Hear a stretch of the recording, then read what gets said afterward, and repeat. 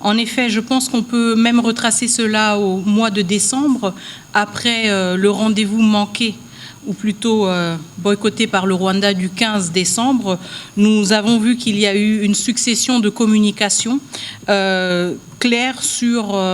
aussi la déception de plusieurs partenaires par rapport à la posture du Rwanda. À commencer par le 20 décembre, quand le nouveau mandat de la MONUSCO a été renouvelé. Il était très important de voir que dans le cadre de cette réunion du Conseil de sécurité, les États-Unis d'Amérique, mais aussi le Royaume-Uni, se sont prononcés contre l'ingérence du Rwanda, contre la présence des troupes du Rwanda et l'ont fustigé de manière très publique à travers des explications de leur vote sur la résolution prolongeant le mandat de la MONUSCO. Il est important de noter aussi que depuis 3 ans de guerre,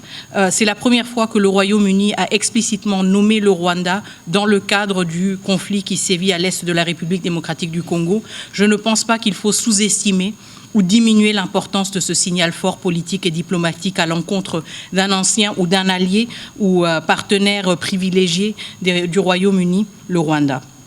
Et comme vous l'avez évoqué, chers collègues, en effet, depuis le 5 janvier et surtout depuis la recrudescence de violences dans le territoire de Masisi et les violations continues du cessez-le-feu, nous avons aussi vu un bon nombre de déclarations, à commencer par les États-Unis d'Amérique, mais aussi l'Union européenne, la France, le Bureau de l'envoyé spécial des Nations Unies pour la région des Grands Lacs, la MONUSCO et, comme vous l'avez évoqué, aujourd'hui aussi le Royaume-Uni. Je pense que tout cela montre à quel point le Rwanda s'est isolé lui-même. L'Angola, merci. L'Angola.